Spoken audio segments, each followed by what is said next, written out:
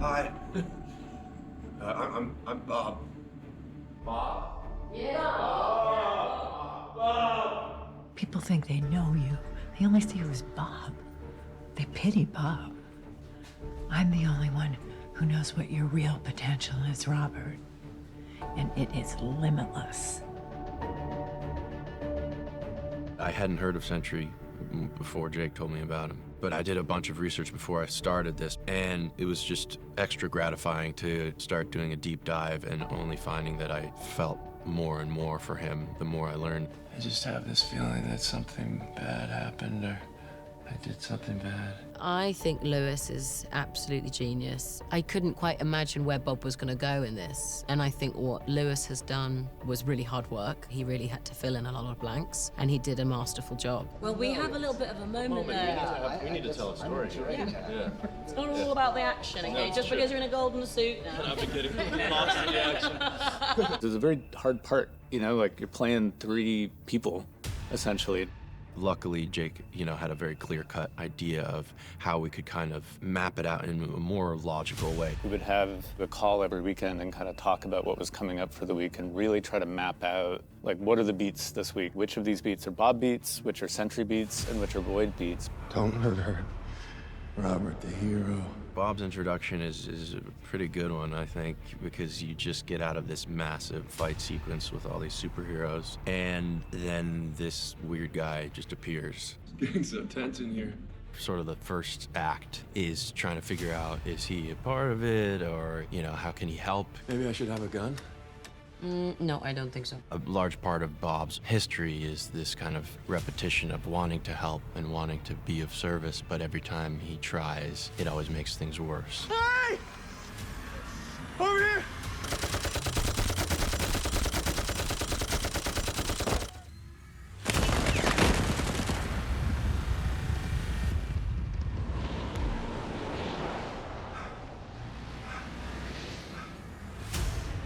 One of the really fun things about designing Sentry's look was that we are not designing it through the scope of somebody trying to be an actual hero. We are designing it through Val's intention to make a very advertisable superhero. Gold, blue, gold.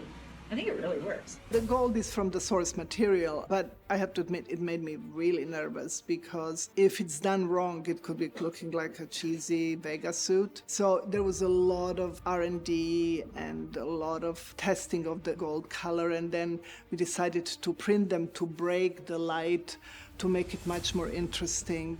Of course, with gold, because it sort of partially absorbs but partially reflects the light, you just never know what's going to happen when it gets on the set. Putting it on for the first time, like seeing myself in the suit was the very first time where I was like, oh, I'm a part of this world. And it was exciting and terrifying. He's having fun. We're having such a good time together. Certain things, physically that you think you're doing that maybe don't actually communicate well visually. And so it was helpful to be able to watch what I thought was working and then watch the frame and kind of then adjust from there. There's a sense of invincibility. It's dangerous. It's dangerous for just a normal pedestrian like myself. The Sentry is this experiment gone wrong or gone right accidentally. And he unknowingly has, become the most powerful superhero. Sentry, your first mission is to take out these criminals. Valentina sees Sentry as her creation. She feels that she's entitled to have power over him, and he begins to push back against that. They're not a threat to me, so why do I need to kill them? You need to do what I say, Robert. This great gift that he's been given doesn't mean anything new if it doesn't actually involve his input and what he wants. And it is a little bit of this drunkenness and intoxication of power. You were gonna turn on me, just like the rest of them. I'm not afraid of you, Robert. It's not Robert you need to be afraid of. He is incredibly strong, he's incredibly fast, he can fly. He also can disappear people into this massive growing void, which is what was inside of him. How do these characters confront someone like the Sentry, who in our natural world is far too powerful because he can't really exist in the world given his power? It's more of a metaphor for both sides of mental health, of, you know, the hubris and then also the despair that comes underneath. You can't outrun the emptiness. When you go into the void, you go into this shame space, which is your shame, your worst shames, the worst moments, and you feeling like you're responsible for them from your life being played on a loop over and over and over again. So that's what was inside Bob. And now, as the void, it's what happens to everyone else. I was so mad!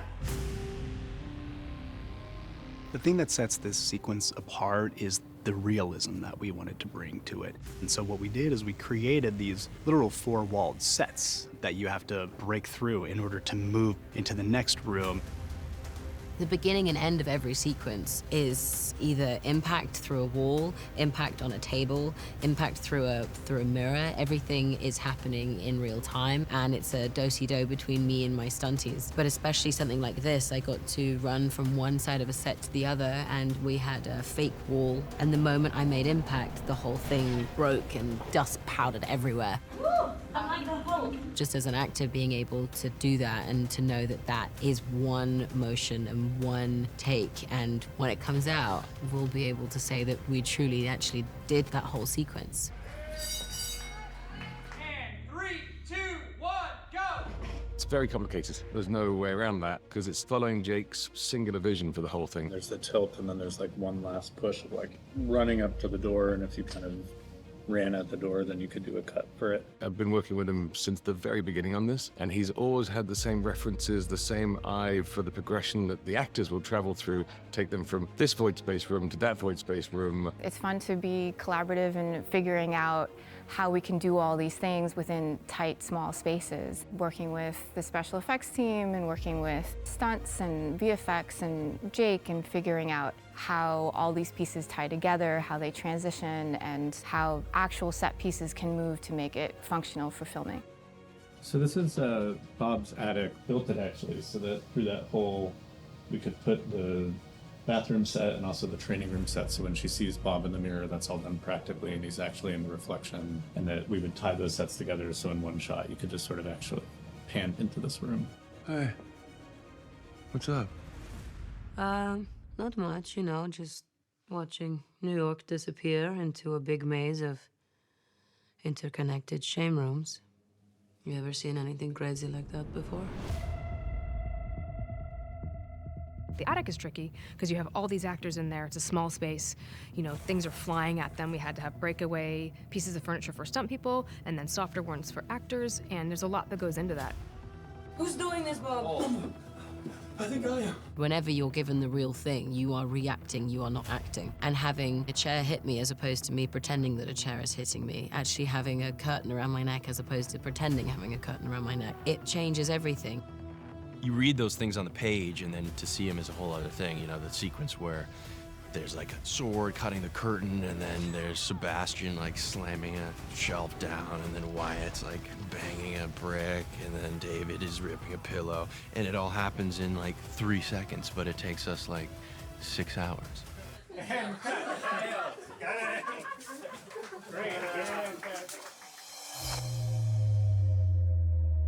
What is Bob's biggest shame?